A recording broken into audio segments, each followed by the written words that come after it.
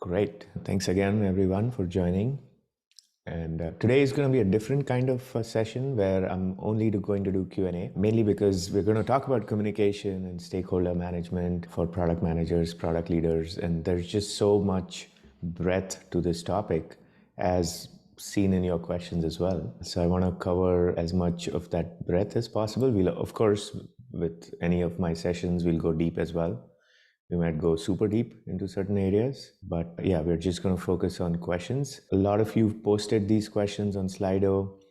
If you see a question that either you posted or you upvoted, I might sometimes ask for clarification. So feel free to just unmute yourself and share your perspective when I ask for it. And I'll also take just live questions based on our discussion thus far. So I'll just pause for some live questions as well, so we can get a mix of the Slido questions and the live questions. And then lastly, keep yourself muted the whole time. But again, when called upon, feel free to come off mute. All right. The first question was, in your experience, what is managing up? And how do you approach it? Any process, tactics, etc. And so I wanted to start by observing that I've never been very good at managing up.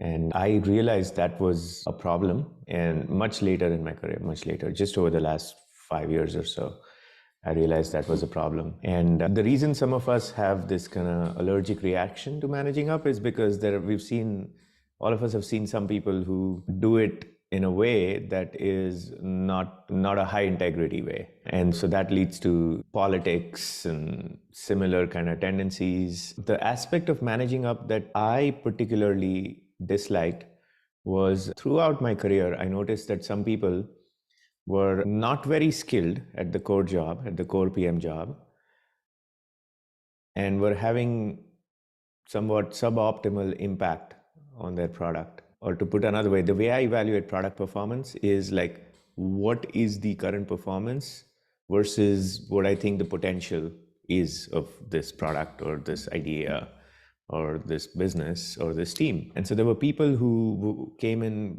way below potential, were not particularly skilled at the PM, the core PM role or the core PM leadership role, but were extremely skilled in this idea of managing up. And so when that happened, you noticed that there were some people who would get promoted. And in fact, what happens is, most people think, oh yeah, of course, this person, it makes sense. But sometimes I would go, no, actually, I know this person's not very skilled. I know their product is just flailing. And despite that, they're getting promoted, etc. And promotion is one version of it, right? So there's recognition, there's various levels of that. So that part I just had a distaste for it. And for most of my career, I said, I'm going to do the opposite. I'm not going to be like these people. And I'm just going to let my work stand by itself, etc., etc. And I would say that kind of slowed down my growth. Oh, some people, are you reporting? Do you think there's a lag somewhere? Is it true for others? I just saw in the chat. Okay, all right. So some folks are saying no lag. Okay, all right, we'll continue. Janani, maybe something slow at your end, perhaps, maybe the internet connection. Oh, there's a little background noise. That shouldn't be happening. Give me 1 second while I try to troubleshoot that. Okay, all right. Some folks are saying no background noise. I confirmed that it's my mic that is getting the audio, so it should be good.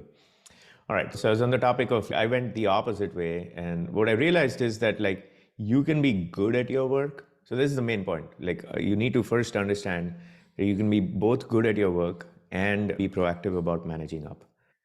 Okay. And that's the aspect that took me a while to understand. Now, what is managing up? So in my view, managing up has a few key components. Number one is that you proactively make effort to understand what your management wants from you and from your team. Okay. And I'm going to expand a little on that point, which is, when you are really great at the PM job, sometimes what happens is that you know what needs to be done and you just start doing it. Right? You don't need much direction. That was certainly the case with me. I needed very little direction. I knew exactly what needed to be done. I was usually right about it, and I would just do it. And I would, of course, not be deaf to what other people have to say.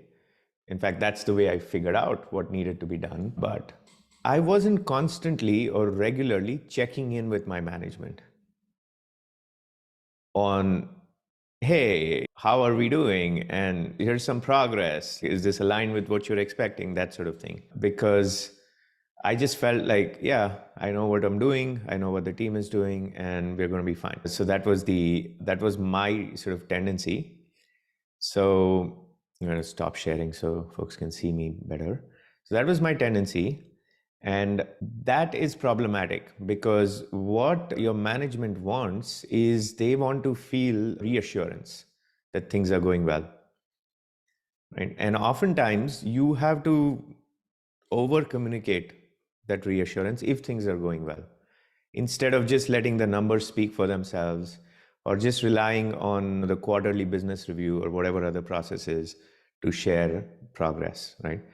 So, for instance, one aspect of managing up in this context is sending regular status updates, right? And that is something earlier in my career I didn't feel like I needed to do because I hate them. I just frankly, I hate writing status updates. And that's just not me. There are people who love writing status updates. There's no right or wrong, right? I'm not saying that it's wrong to write status updates. I just dislike it. The reason I dislike it is actually because I have ingrained the LNO framework, right? And in my mind, a status update is rarely an L task, or at least it was. Like, I'll tell you how my thinking changed on this. But a status update was rarely an L task, usually an N task, and often enough an O task. So I'm like, why am I spending time on this when I have 6 other clear L tasks to do? And they're also more fun for me, right? So there's both the analytical aspect and the fun aspect of it. They just didn't write as many status updates, right? And later on, as I became a PM leader, what I did is I kind of delegated some of those things to others, which is, I don't like it, but this person on my team loves it and it's necessary. So why don't you write it? And then that gets to the other point is sometimes somebody on my team would write the status update and then I would just say, okay, yeah, you just send it. Like some managers like make their team members write it and then they send it, the manager sends it. In my case, I was just like, yeah, you just send it. Now it turns out that also ended up being a problem sometimes because I'm a leader who likes to operate behind the scenes. I don't want to be like front and center and scene. Again, there's nothing wrong with being a leader who wants to be front and center. But again, people have different preferences. I like operating behind the scenes. My philosophy for team leadership is that my teams are doing great, both business-wise, success-wise, quality-wise, and happiness-wise. But nobody can point to anything I did to make that happen. Because the way I like to manage is make people feel that it's their idea, right? Make people feel that they did everything, right? Even though I may have significantly nudged or influenced the thing, that was my leadership style. So anyways, for a variety of reasons, this is an example where, yeah, you need to be in constant touch with your sort of management and leadership. And you need to figure out async ways like status updates or synchronous ways. Certainly use more time in one-on-ones with your manager, right? To keep communicating wins and overemphasizing them. Even if your manager knows about it, sometimes just emphasize that because some managers don't remember everything, they can't keep state and so on. So that aspect is very important, okay? So that's one aspect of managing up. We're gonna go deep and then we're gonna come out, right? So one aspect of managing up is just like being in constant and regular touch with your management about what is going on, about understanding what they want, about making them understand what's going on with your business, right? Or product. Okay, so that's one aspect. The other aspect of managing up is making clear to your management where you need their help and what aspects of your job are really difficult. Okay. So on this point, I'll share my personal experience. I think everyone, if you're here, you probably or almost certainly read my piece about high agency. If you haven't, just Google high agency Shreyas, you'll find it. I'm a huge believer in high agency. And that's what made me who I am. And we all double down on our core strengths and our core kind of attributes that make us really good at whatever we do. And so I've definitely doubled down on the high agency thing, right? Which all sounds great. But here's the problem when you have very high agency, which I have had for as long as I can remember. When you have very high agency, the challenge is that you're not afraid of any problem, and you make every problem, oh, I'm going to solve this. And some of an aspect of high agency, and you can see that in the thread, is self-confidence, right? So you also have that confidence of, yeah, I'll be able to solve this. And so because of that, what happened is that, like, I did not escalate to my management enough. Okay. And I also did not complain or just express frustration to my management enough as I was doing my various jobs. Right? Because I felt, yeah, there's a challenge, and yeah, the chief legal officer or this general counsel or whoever else is not on the same page, but I'll get him or her on the same page. It's fine, right? Like, it's okay. Give me 2 meetings with the person, they'll be on the same page, right? So, like, why bring it up in the one-on-one when I can bring up other things that, like, are perhaps more important, whatever it is, right? Like for some hiring thing or headcount thing or some like promotion thing for somebody on my team or some other issue, whatever it is, some funding issue. So I did not escalate enough. And I did not, perhaps even more importantly, the second part is even more important, which is I did not share with my management proactively what the really difficult parts of my job were. Because when we express frustration and when we tell our manager, oh, this is not going right, and this cross-functional partner is not listening, and whatever else, what ends up happening is we are trying to problem solve with them, but we are also conveying to them that, look, my job is hard. And then they have concrete examples of how your job is hard. Right? And at some point, say, especially in startups and mid-stage startups, even late-stage startups, what will happen is, because it's very fast-paced, things are changing all the time, your manager's busy with 50 other things. Plus, sometimes, and this is the most important part, sometimes your manager doesn't have necessarily all the skills yet to be a great PM leader. Right? Now, there's a reason they are your manager. They're exceptional at certain things. All I'm saying is they don't have all the skills to be a great PM leader yet. They are just still developing. Right? In those situations, when they don't get this visibility into your frustrations, your challenges, etc., and you're not escalating that much, all of which I was guilty of. And what ends up happening is they don't actually understand that your job is so hard. Right? When you are a really strong PM leader, when you understand product management very deeply, and when you've had sufficient experience managing PMs, you can be quite intuitive about this. Meaning, you don't need somebody on your team to tell you their frustrations to understand how hard their job is. You can just look at the shape of the problem. And the team, you need some understanding, basic understanding of the shape of the problem, the team they are dealing with, the main issues they are facing, whether it's regulatory or privacy related or security related or compliance, whatever it is, whatever set of issues they're facing, the personalities they're facing. You can quickly, intuitively get to the point of, okay, this person's job is actually really hard. This person's job is okay, medium difficulty, and this person's job is on the easier side of the spectrum. You don't need your reports to give you anecdotes on a weekly basis for you to create that model. Early in my career, especially at Google, I had these kinds of managers who were like extremely intuitive about, yeah, okay, this, most of them, not all of them, but most of my managers at Google, they had very high intuition about this stuff. So I did not get dinged very much for not sharing with them all my problems and not escalating enough and whatnot. But later on, it became more of a problem, right? In some cases, particularly at Stripe, there were people managing me who had less kind of product management expertise than I did. Now, again, there was a good reason why they were managing me. They were my managers. The point is, then they found it much more difficult to understand it. So that's second, again, popping back out. Second aspect of managing up is escalating when you need to and clarifying the difficult parts of your job. Okay. A third aspect of managing up is really aligning your product as much as you can with what your management's priorities are.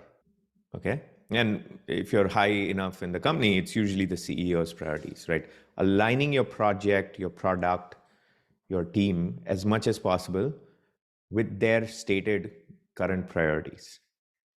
Now, this one has two components to it.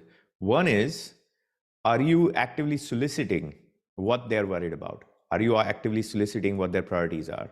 Are you actively soliciting how you can help them, etc.? Right?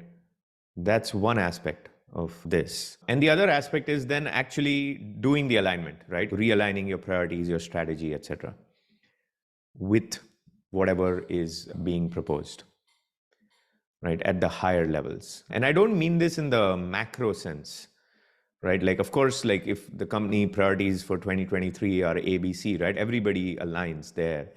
But the people who are very good at managing up are constantly checking in, right? They're much more aware of what is the CPO thinking right now, right? Like, where is their head right now, like this week, and then 2 weeks from now, and then 3 weeks from now. They also try to join certain meetings where they can get that signal, that real-time signal. Because again, in a fast-paced organization, many things happen very quickly, right? So herein lies the problem. And this is why this stuff is sometimes hard. And certainly this is why it was hard for me, is I was very good at understanding what my manager wanted and understanding how I can help my manager in his or her goals. But sometimes that felt a little random, both sort of my manager's goals, or maybe my manager wasn't even aware what their goals were. And sometimes the company, like the trend du jour, right? Okay, we're going to do this. And if you've been at a company like long enough, you can know, oh, this is it's not actually going to work. They're going to say this month, and then next month they're going to do something else, right? I've seen this movie enough times before, and it's not cynicism. It's not coming out of cynicism or disdain for anybody. It's just coming out of an understanding of the organization, right? So in those cases, I would try to shield my team from this stuff. And sometimes here's an interesting thing that happens in particularly medium-sized, so several thousand people, to larger tech companies, tens of thousands, hundreds of thousands. Something gets announced, then teams are told, oh, everybody needs to figure out how you can make this initiative successful. Everybody in this org, like, figure out, like, how can you make this Project Sigma successful, whatever Project Sigma is, and then create your proposals. And in this case, what happens is there are some teams who are implicated by Project Sigma who can have a very meaningful role in making Sigma successful.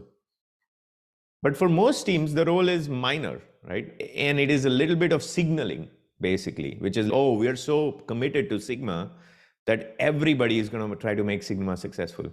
But then if your team is only going to marginally be helpful, or actually not helpful at all, in your view, so in my view, when that was the case, I was like, I'm not going to bother with this stuff. Like, why should I? This makes no sense. We're not going to be able to influence Sigma or whatever in a way that is expected. So I would try to get out of it. And again, I would usually be successful in getting out of it because of my ability to influence my manager and other people. But that doesn't mean that did not leave a bad taste, right? So it's really important to remember that, like, when you do this, or certainly when I did this, like, there was a cost to it, right? I wasn't managing up well in this situation. And you have to decide, right? I'm not saying do what I did, right? Because, like, certainly some of these things have been minor blips sometimes in my career where I felt like, oh, I should have gotten a higher rating, but I did not. Whatever. Again, I've done extremely well, luckily. So, like, I have zero regrets about anything. But I'm just sharing my experience of some kind of minor blips along the way, and what were some of the reasons for those, right? So you have to decide, right? If you decide that you're going to just show complete alignment, that's fine. That does come at the cost of perhaps your product will not do as well, or your team will feel whiplash sometimes as you change priorities based on what management wants. So it does come at a cost, but even that, sometimes that cost is not that high. We might think that's very high, but sometimes it's not. And there are benefits to your career of doing that. Right. So that's another aspect of managing up. I'm going to share with you this thing I tweeted. It was just a couple of days ago, and it's this right here, which is how to manage up. I tried to summarize. A lot of my tweets are like, obviously, as I try to make them as concise as possible while being clear, right? Not being enigmatic, being clear. So I've tried to summarize like what could be several chapters of a book on managing up into a couple of tweets, which is, and this part is important, right? Like how to manage up with integrity, because there are other like kind of low integrity ways of doing this. But these are the high integrity ways of doing it, right? We talked about this, right? And then the next aspect is, yeah, seek your manager's input on your next career milestone. So that would be my next point, right? Which is involve them. This I did decently well, but this part I did not do as well. Ask for their advocacy. Yes, you're not sharing. In Oh, case. sorry. Oh, yes, please. Thank you. Thank you for reminding me. Here. Okay. Thanks for that. So anyway, because I wasn't sharing, what I was saying is these I've covered already in our conversation today. But this one I did not do as well, especially this part I did not do as well. And it turns out that asking for advocacy is important. It's really important because depending on the culture, by the way, of the company and the country, the region you are in, but certainly in the US, like that whole thing like of squeaky wheel gets the grease. It's true. In fact, like it's true in almost every culture, meaning every company culture within the US that I have encountered. Right? Whether or not they say it, ultimately the one who's a little more squeaky, the manager, see, the manager has limited chips, right, on in front of them. So who are they going to use these chips for? Right? A lot of it, of course, competence is a requirement, but once you have competence, this part does matter. If you are a little more in a classy way. And actually in my PM career course, we go through a whole module where we talk about this for 1+ hour. We just focus on this, on the topic of how do you get more recognition. So there's a lot of detail here and a way you can do it with finesse. But the point here I want to make is you need to do it. We talked a little bit about this, communicate your wins. So these two I did very well, right? So these, of all the aspects of managing up, these other ones I actually learned from people who reported to me who managed up well, right? And from other peers and other people in the organization who I thought managed up well. So from observing them, right? These are the only 2 points of managing up that I did well. This one, not so much early in my career. Early in my career, I used to be like, oh, if I share bad news, then it's going to make me look bad and it's going to make me look incompetent. So maybe earlier in my career, I did not do this well. But this one I always had. This goes back to the high agency stuff and whatever, right? So again, as I say here, this is not for everyone. There are other ways, there are other kind of ways to hack managing up that other people have talked about in the past. So you can refer to other literature, not all, but like some other literature. And those hacks do work. Those hacks do work. But again, if we're saying like, hey, we want to do it with very high integrity, right? Then these are the core ways. So hope that's helpful. This is obviously an important topic, so it's almost spent whatever it is, 20 minutes on it. But it's almost like a mini course that I can give on this topic is encapsulated in the past 20 minutes. I'll pause here. If there is like maybe a question or two related to this, it would be great to have that. Oh yeah, Shikha, go ahead. Yeah, I would love to hear a little bit more about the part about ask for advocacy from your managers. Yeah, so the general point here is clarify to your manager. Like once you've clarified your career aspirations and your career milestones that you want to get to, ask your manager, what kind of advocacy will you need to do to make this happen? It's a very objective, dispassionate conversation. And again, in my career management course, I share a whole template that you can use to enable that conversation. But the point is, you don't like just start with just ask them, right? What kind of advocacy will you need to do, right, to enable me to get to the next milestone? Right. And if they are not non-committal about it, which some managers will be, is I don't know, it's not clear, these things are very silly, whatever. They're just kind of brushing it off. Then perhaps, oh, can I share a few ideas about what advocacy will be helpful? And of course, they'll say, yes, sure, share ideas. And then share, right? Oh, actually, I need this kind of visibility. I need this kind of visibility. I need to be on this kind of whatever. There is a committee that's redesigning the PM interview process. Could you advocate for me to be on that committee so I can show cross-org leadership, which is needed to go from director to senior director, right? So come up with concrete examples of the kinds of opportunities where your manager will have to vouch for you. So that's one version of it. The other version of it is ask for ways for the manager to highlight the good work your team is doing, right? Like, how can you highlight some of the good work that my team is doing? Again, prerequisite is that your team is doing good work, right? But to the extent that it is, ask for that. And when you ask for that, there might be some ideas like, oh, actually, yes, I'll let this board member know about this, or I'll let the CEO know, or whatever it is. So just have a way of, there are like 50 things you can do here. The point is, have a way of being able to have that conversation, right? Without feeling awkward. And it's easy to say, it's hard to do, but that's a messaging problem. Like you, with the right kind of messaging, you can have a very objective, dispassionate, sincere conversation about this topic. All right, I'll take one more question. Let's go with Janani. Thank you, Shreyas. I wanted to double click on that high agency part. A very specific problem I'm dealing with at this point is when you're high agency, you see everything as problems and you go try and solve the problems. But what's happening is when in the future, when you are asked to provide reviews for your peers or stakeholders, you don't recognize that there are problems or there are improvements or feedback that you can provide to them. Instead, you internalize that those are problems that needs to be solved and you solve them. Have you had experience navigating such situations? Just to understand, so these are situations where you're going ahead and solving whatever the problem is. Yeah. And your come review cycle or promotion cycle or performance review cycle, you are not able to provide actionable feedback to your peers because you don't recognize those as feedback opportunities. Instead, you see them as organizational problems to be solved. Okay, so this is not about yourself. This is about how do you give, as a high agency person, feedback to other folks who may perhaps need to step up their game. Yes. Okay, but like the fact that you asked this question, you're already on your way to solving it. Because actually what happens to most people is, like really high agency people, is they solve all these problems. First of all, like one problem with high agency people is sometimes they don't have the best, sometimes, not always.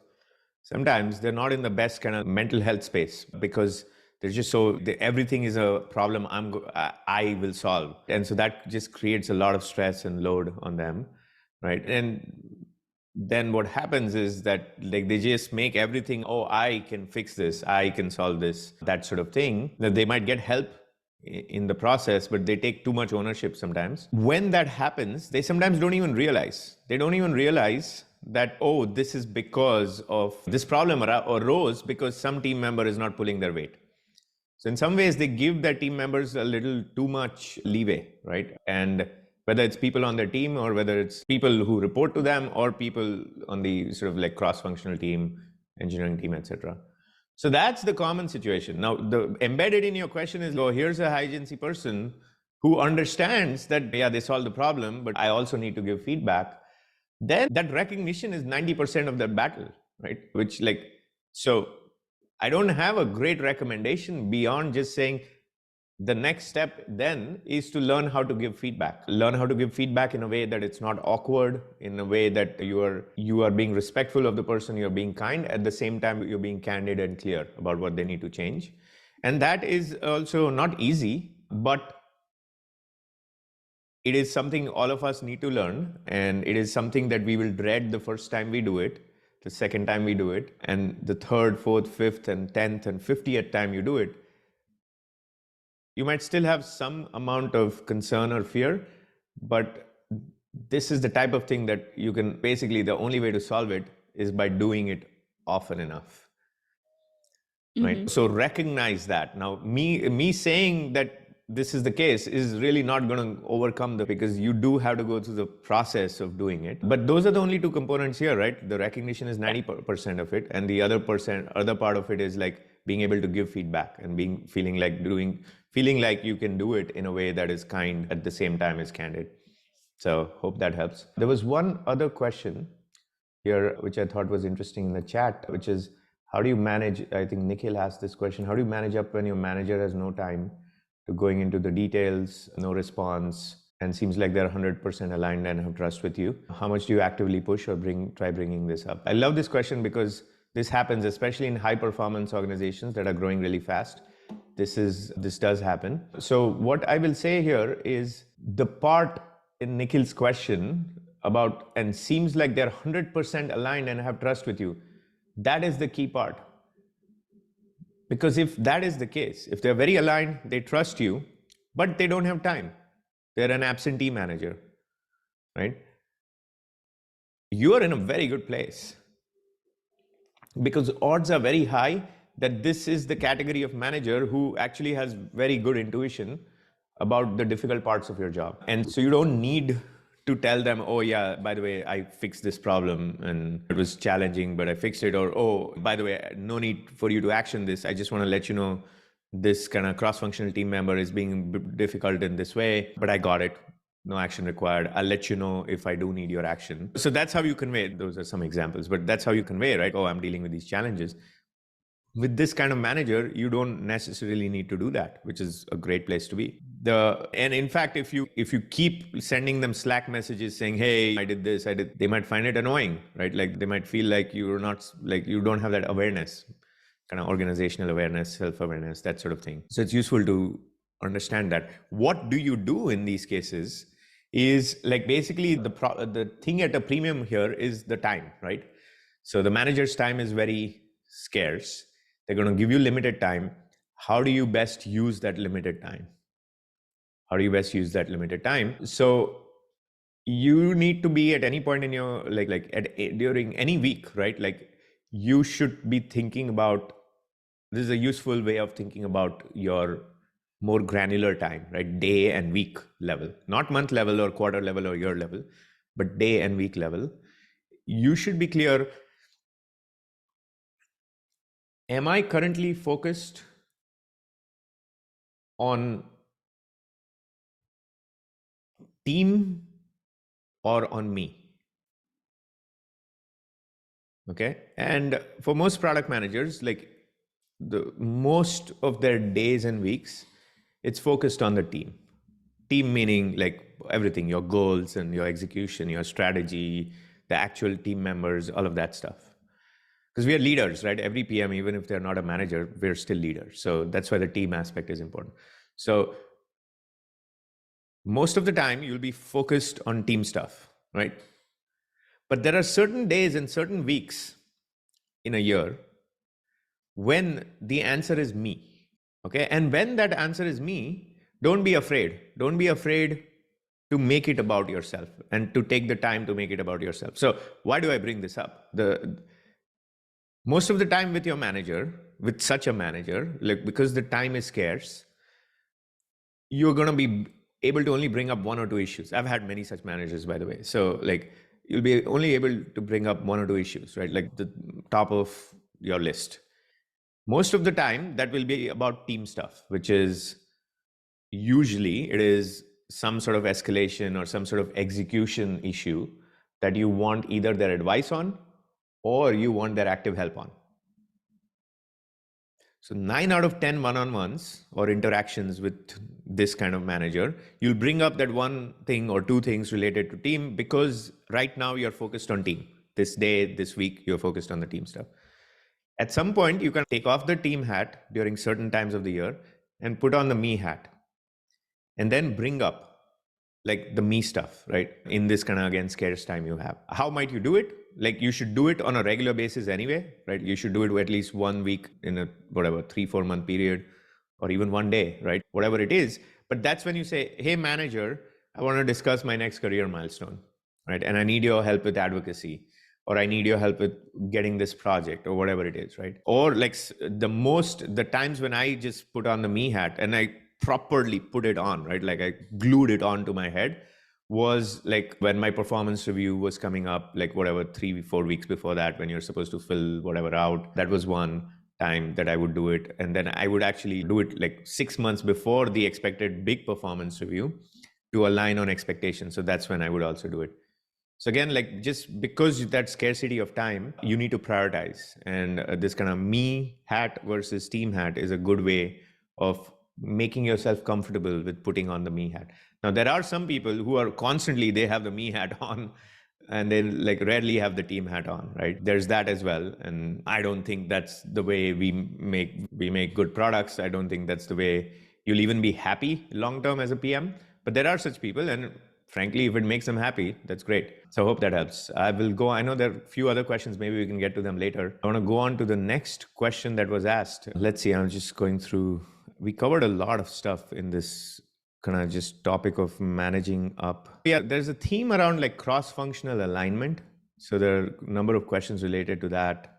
What techniques or frameworks have you found most useful for driving cross-functional alignment and ensuring everyone is bought into a common goal? Avatar asked that question. There's another question, how to effectively hone relationships with higher level cross-functional org stakeholders over time for long range impact. Yeah, there's just this theme is everywhere on cross-functional partners. So maybe I'll share some like high level thoughts, and then I'd love to open up to questions on this kind of cross-functional topic. But look, the basic requirement you need to satisfy for effective cross-functional relationships is to instill trust in them that you have the right intent. Number one. Number two, to demonstrate to them over time that you have the competence. And number three, to reassure them that you have empathy for their role and for what they are trying to do and for their responsibilities in the organization, which will be sometimes very different from yours. This is the formula for highly effective cross-functional relationships. Okay. And the third one, to demonstrate empathy for their role, is actually the first one I put into practice when I'm starting a relationship. Say somebody in legal, somebody in biz dev, somebody in some other function, because that one's the easiest. That one's the easiest to do and doesn't require a lot of shared context and so on. And the other two will take a little bit of time, but the third one is the easiest. And the way I do that is I do two things. So usually here's what happens in most companies, right? Say a new cross-functional counterpart that's crucial got assigned, or you've joined a new team, whatever, right? So now you're meeting all these cross-functional people in support, in sales, in marketing, in 50 other places as a PM. So usually you'll do a one-on-one with them at some point, meet and greet, hey, how are you, blah, blah, all that stuff, right? And for my first conversation, my goal is to help them see that I have worked effectively with others in that role before, in their role before. Okay. And second is to express a high degree of curiosity and openness to understanding their role, their particular role. Okay. So the first one, you don't do the first one by saying, yeah, I've worked with 50 product marketing managers before, and here's a list of people I've worked with, and they'll all say, it's not that. What you try to do is what I try to do is I will convey in the process of sharing my background, right? Usually in these one-on-ones, like you start with, oh, what's your background? Where did you go? Like, how long have you been at the company? Blah, blah, blah, right? All of that stuff. So in the process of sharing my background, I will tailor it, right? Say, let's take a concrete example. Say I'm meeting a new kind of product counsel, so legal counterpart on the team, right? So I'll share my background and I'll share, oh, when I was at Google, obviously I was working on some of the core business there in AdWords. And so I dealt with a lot of folks in legal, and I'll share an anecdote. And this is all true, right? I'm not making shit up. Don't make shit up, obviously. But like each of us has such stories. So share with them, like when I was at Google, I was slightly new as a PM. This was many years ago. And one of the things, one of my P counsel counterparts shared with me that stuck with me is that I used to keep going to him for, hey, do you approve this? Do you approve that? And at some point he stopped me and he said, no, don't use the term approve. So I said, why? Like, why? Don't we need legal approval? And they shared with me that actually we are here for advice, not for approval, right? Like ultimately the decision rests with you and the business side, right? We are here to advise you on risks. Now, of course, if you're going to do something illegal, we will let you know and we will get in the way of that, obviously. But most 99.99% of the things we do, they're not like black or white, kind of that sort of situation. It's about risk and managing risk and making trade-offs and that sort of thing. So and I won't do it in every conversation with every legal counterpart, but if the situation is right, I'll share this story that like, this was 10 years ago, but this like really changed my perspective on the legal role. And then I do the other thing, right? The second part of what I said, which is, what do you think about this? Like, how does legal work here? Say I'm just joining a company, right? I'm new to the company and now I have this kind of legal counterpart. I'll ask them, like, is this aligned with the philosophy here or is there a different philosophy? Because I'd love to understand it. So what have I done with this just 2-3 minute exchange with this new person I've met? I've conveyed to them that, oh yeah, I've had some strong relationships with folks in their profession because they felt open enough and like comfortable enough to tell me. And I have also conveyed to them that I'm open-minded about this stuff and I'm curious about what their role is. So all of this is conveyed in the process of a regular conversation that two human beings are having. And it is not performative because I'm genuinely curious how legal works and how this person thinks about their job, etc. At the same time, it conveys a lot. It conveys a lot of kind of like context that for some people, it takes like months to build. Like when I end this meeting, this person's already thinking, oh, I'm glad this person, like this PM got hired. I'm glad Shreyas got hired as the PM because he gets it. That's usually the effect I will have on the person based on my conversation with them. By the way, part of doing these things, I'll share 2 tactics, right? For like important for doing these things right. I already mentioned like all of this like needs to be genuine. So let's put that aside. The 2 tactics is you need to prepare for these conversations. You need to think through. Don't just walk into the Zoom or the room with, oh, hello, right? Just think. Take 5 minutes to think. What do you want to say? That's really useful. One framework I have, simple framework, is for every meeting, there's 2 purposes, which is there's the capital P purpose, which is the reason why you set up the meeting, right? Whatever goal you want to achieve as a result of that meeting or whatever. Then there's the lowercase p purpose, right? Which is what do you want the person or the persons to feel? How do you want them to feel? How do you want them to feel about the team? How do you want them to feel about their situation, right? How do you want them to feel about you? And you actually, most people, especially the really ambitious, kind of efficient folks, and by the way, I was this for many years, they just fixate on the capital P purpose, right? Like they're all business, like, oh, like let's get this stuff done. That if you have that attitude, you're going to approach this meeting very differently because you're going to, like with legal, for again, I'm just using that as an example, where you're just going to focus on all the analytical stuff. Oh, so what do you do? How do we interact? What is the process? Like how often should we send you stuff? What are the objective criteria when we should involve legal versus not? A lot of people have these types of conversations. You're not going to satisfy the lowercase p purpose with this kind of attitude. And by the way, I'm highly introverted. Most introverts I know don't like to spend time on 30 minutes of what do you do over the weekend, and like how many pets do you have, and where do you go on vacation, whatever it is, right? Again, nothing wrong with that. I'm just saying I don't like spending that much time on those types of topics. And so when I say that lowercase p purpose, right, you don't have to just spend time on like kind of small talkish stuff. Again, if that's how you make connection with people, that's fine, right? Again, nothing wrong with it.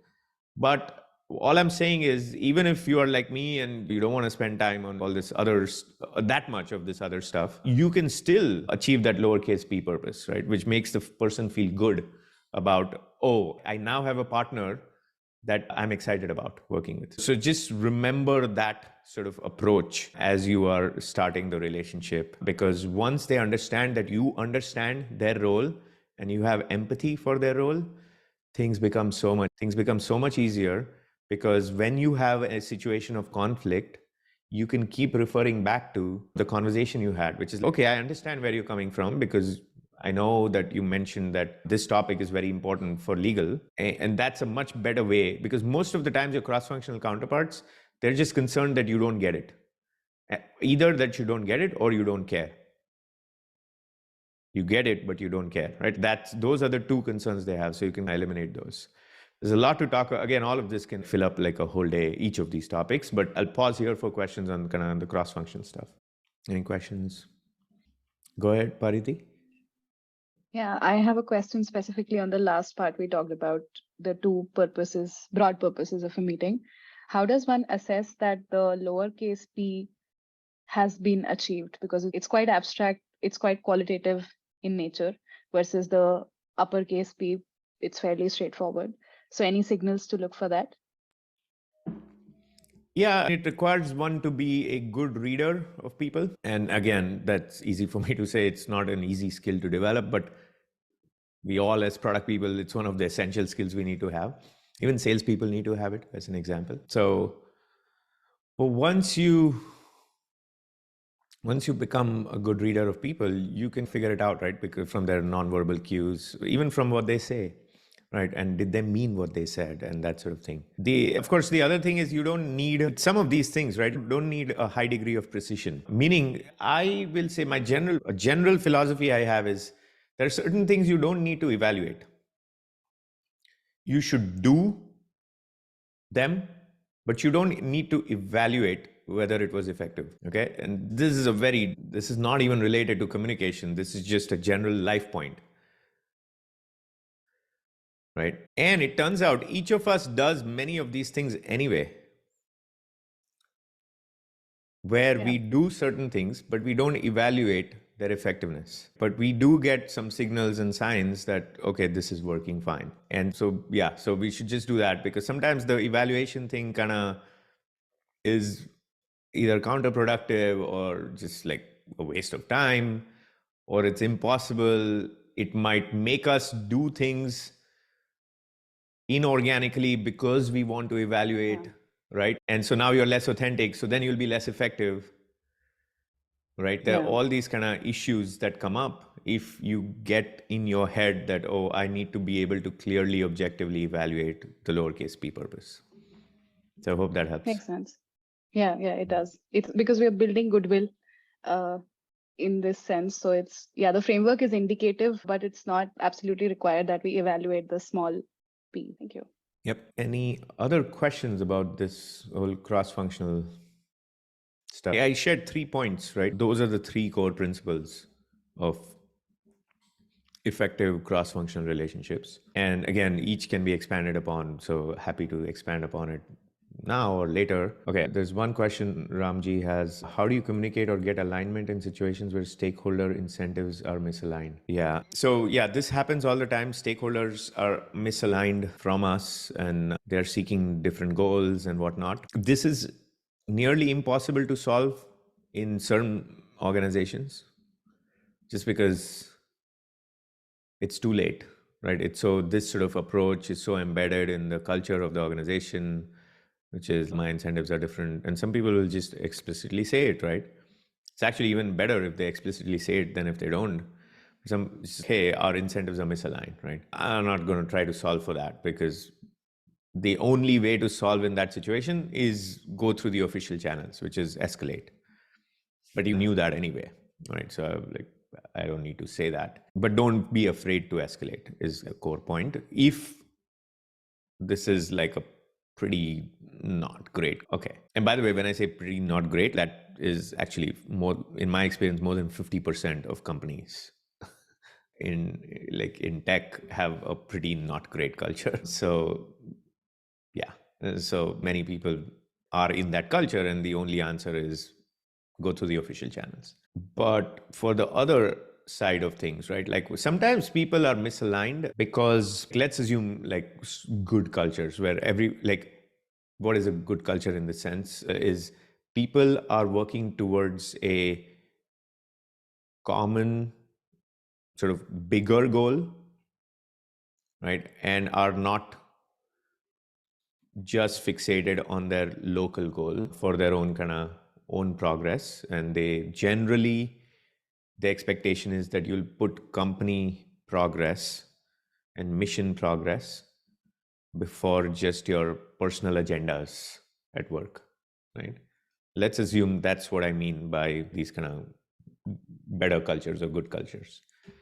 In those situations when there is misalignment, it is useful, first of all, to point people towards that bigger goal, whatever that is, right? And again, to do it in a classy, respectful way, right? Here's a concrete example. So let's say you are talking to, what's a good department? Let's say you're talking to, let's pick legal, right? Let's say you're talking to legal and there's like, they have some incentives and whatever, and you need a certain product to be launched in a certain way, and you're having a discussion about it, and you're finding it very hard to make progress with legal because you feel like they have different incentives. Maybe they have too much of the risk mitigation incentive, right? At that point, it is useful to point out a bigger goal, which is, look, like the reason we are doing this is because we have this kind of revenue OKR or whatever it is, whatever that bigger goal is at the company level, right? And this project is going to be a meaningful contributor to that OKR,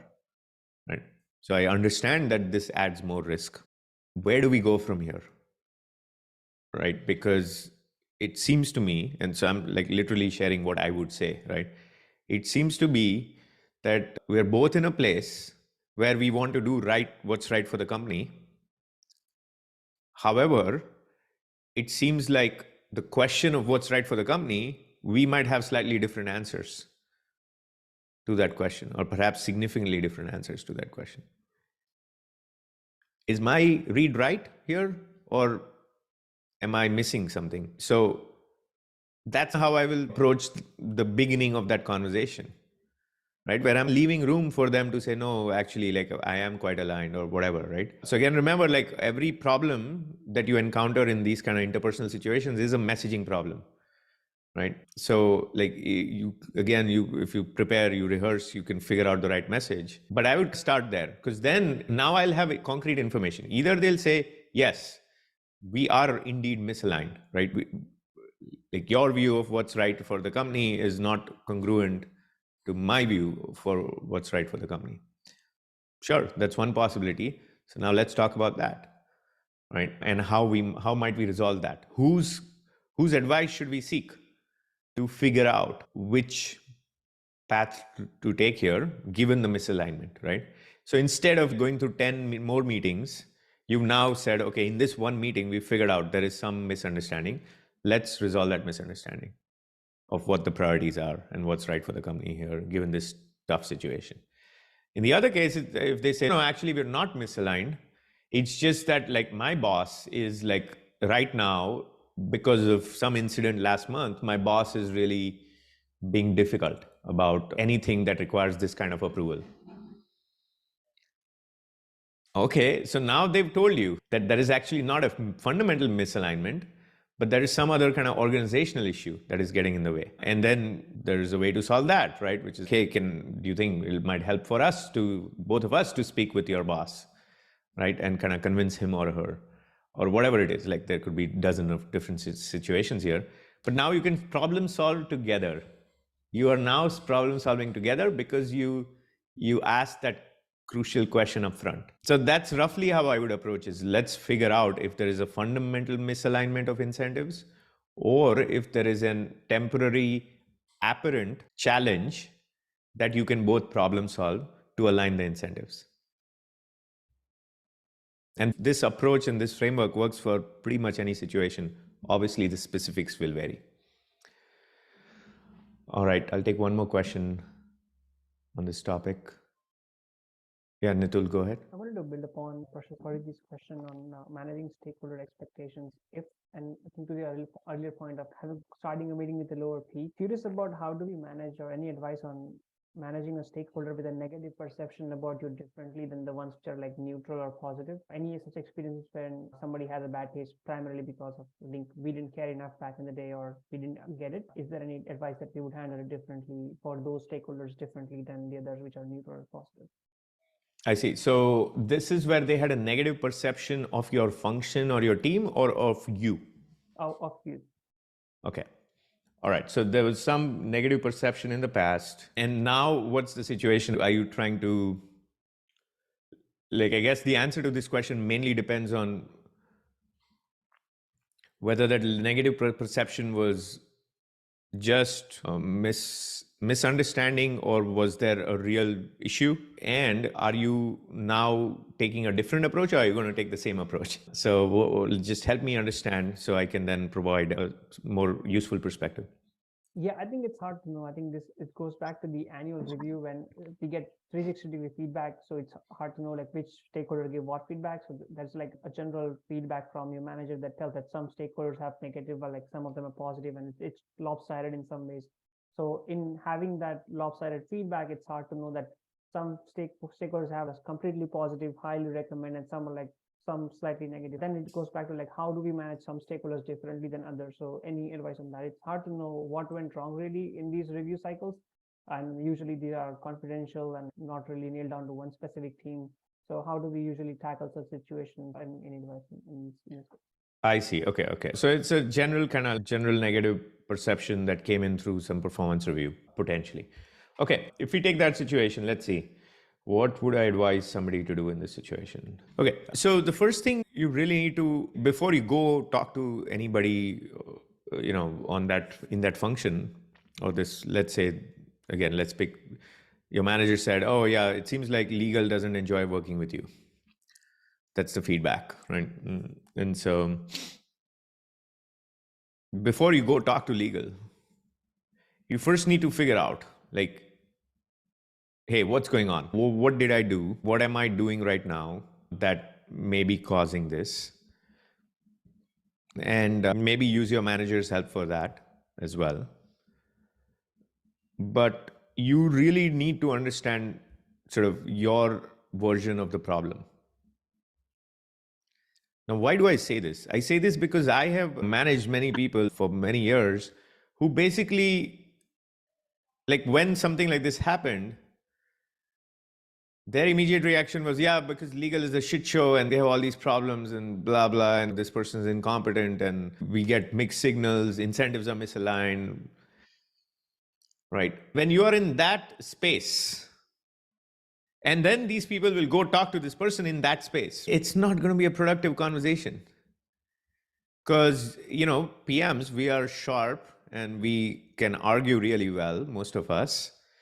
And so whatever are, like, by the way, this is why some functions don't like us, because like we argue, like we are aggressive, or at least we are more, even if we are not overtly aggressive, we are more aggressive than most other functions, perhaps with the exception of engineering in most places. PM is viewed as a fairly aggressive function. And so what happens when we don't do that self-inquiry and we just say, it's the system, right? There's something wrong in the system. I accept the feedback, but the feedback exists because there's something wrong with the system. And you have that conversation with your legal counterpart, it's not going to work, because you're going to say also, like, the legal counterpart is not going to feel heard.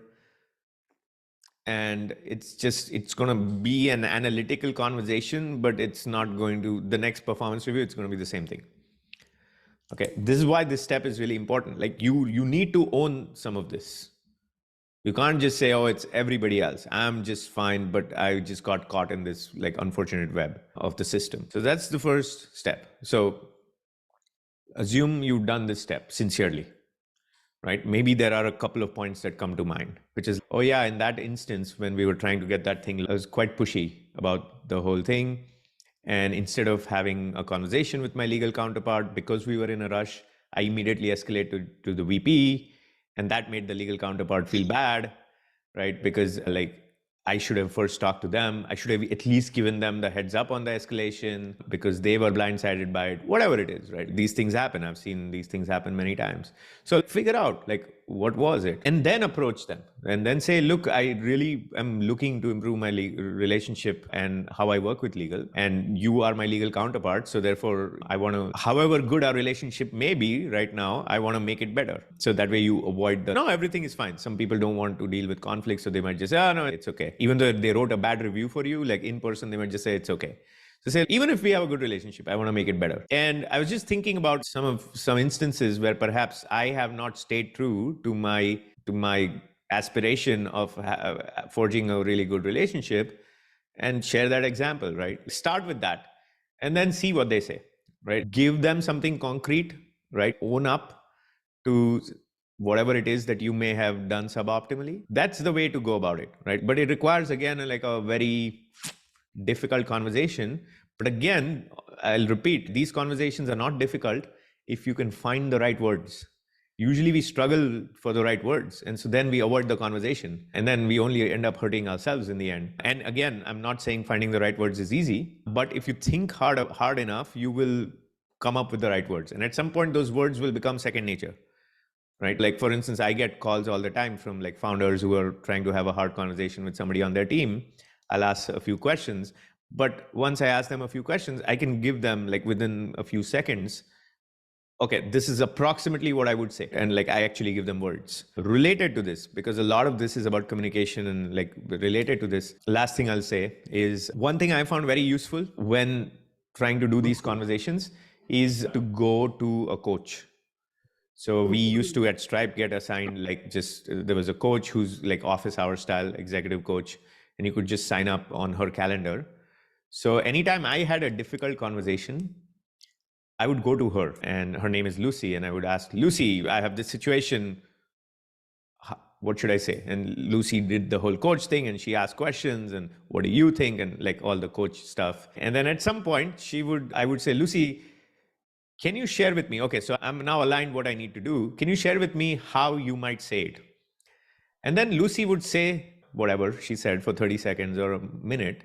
And I would go, wow, that is amazing. I would have not thought of framing it this way. And like, I would note it down. And I did it often enough with Lucy that I actually got very good at it as well. I was not good at this. I was actually quite terrible at this. But like, having done it often enough and seen her do it, one, it instilled the confidence that, oh, actually it can be done. There is a drastically different way to message in this situation. And then you start seeing kind of patterns like, okay, this is what. So now I coach others on this, even though even like, I want to say 6-7 years ago, I wasn't very good at it.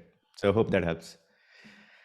All right, let's see. You know what, instead of going through, let me see if there's any other question on the, because we covered so much ground through some of these questions. And some of the frameworks, I know there are some other questions here, but some of the frameworks I shared are just applicable to some of these other questions as well. So that's good. Okay, tackle this question because it's important. There's just a question about executive presence.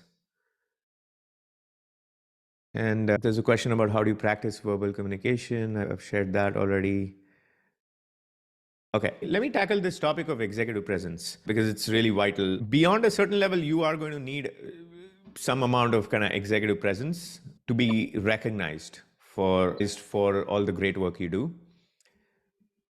And some people just have the gift of executive presence. The same way some people just have the gift of design sense, and some people have the gift of being organized, and some people have the gift of strong product sense and whatever else, right? Some people just have the gift of executive presence.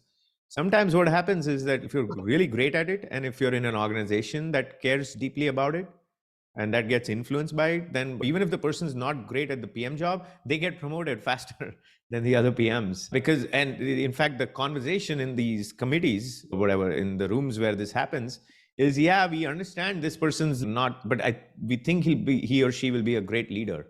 right? That's the conversation. And I've seen this, people from all, and by the way, it's not restricted to people from one background, right? Like people from all sorts of backgrounds, genders, race, ethnicities, country of origin, immigration status, right? Like across those, there are some people who are just gifted. And when they actually get promoted because people understand that like they're actually not that great at the PM job, but there's the hope that they'll do like the management of PM job better. And some of them actually do that much better, right? Not all of them, but there are some that do that really well. Okay. Now, what are the rest of us to do, right, that don't have this gift of executive presence? It turns out that it's a skill that can be built and made better, right? And all it requires is practice and commitment to do it. Will you have the world's best executive presence by just working on it? Probably not. Just you can't be the world's best tennis player. I don't care how much you practice, right? It's just not going to happen, right? You can't be in the NBA, right? Like no matter how much you practice, unless you have some gifts, right? And you certainly can't be MVP in the NBA without a certain set of gifts. This is not possible, okay? But don't dissuade yourself from working on it just because I said that. Because there's this misconception in society that like, oh, anybody can be world class at anything, right? And athletes even say, oh, I'm here because I worked hard, right? So you need to understand that it's okay. Like you are at a 3 right now. It's fine to get to 5, and that'll require hard work. But guess what? If you go from a 3 to 5 in executive presence, and if you're good at some other aspects of your job, I think somebody needs to mute because there's background noise. So if you get better at some other aspects of the job, you are actually going to do quite well. Okay, let me mute them. All right. So anyway, long story short, like you should be beyond a certain level thinking about your executive presence. How do you go about it? It's a combination of, there's the public speaking element to it. There is the listening element to it. There is the voice. How does your voice sound? And you can actually kind of change your voice and make it have more gravitas, right? It's how you enunciate. It's the words you use. And what else? And it's like your overall body language as well, right? And that's where some of these techniques come in, appear larger. And one of my executive coaches, when I asked them about executive presence, they said to me, and I don't do this, but they said to me, put your camera, because this was in the Zoom world, they said, make sure your camera is below your eye level, because you don't want to be looking at the camera like this, because that doesn't exude executive presence. You want to be looking down at the camera, right? There's all sorts of like body language things associated with these tactics and whatnot. Now, the tactics by themselves won't make you great at executive presence, but they do emphasize something that you've already built. Right now, you don't have to do it. You don't have to do this. But if you're highly ambitious, then, and if you want to scale, especially the very high levels of management in most places, not all places, but in most places, you'll need to be cognizant of this. Last thing I'll say on this topic is, with this kind of whole thing of written cultures, there is actually this kind of notion of, with the writing cultures, what's happening is that like some of this kind of verbal, the charisma, the verbal executive presence has become less important in the writing cultures. Now, I personally like that because I don't have the gift of executive presence. You can see I don't have the gift of executive presence. So I like such culture. I like being in such cultures. But then what happens to some people is like if you have great verbal presence and you join a writing culture, you're going to get really frustrated because the same things that used to work for you no longer work, because maybe you are a good writer but not a great writer, and now all the influence is happening through writing. And so also be aware of why this is happening, and like also be aware of what culture you're joining. And if you say, you know what, I want to bring my executive presence from 3 to 6, but I'm not willing or able to do the hard work to bring it from 6 to 9, then, but if you think writing is a better way you can influence, then maybe consider a writing culture, right? So that's like another way to think about how you might make moves. Now, don't do it just for that reason, but I've observed recently that people are actually able to get much farther because of these writing cultures, even though their like actual executive presence is not that great. Okay, we are right at time. And so we will pause this session here. There's obviously a lot to cover, but hopefully some of the ideas, frameworks, scripts were helpful in all sorts of situations. We'll be on the lookout for the notes. And also I'll post the recording sometime in the next, I want to say, I am traveling. So let's just say in the next 4 or 5 days, I'll post the recording. But thank you all for joining. And I, again, appreciate you all. There's so many people here. I appreciate you all joining with having changed this event a few times, but I'm glad we were able to make it happen. Bye, everyone. Thanks, Shreyas. Thank you. Bye.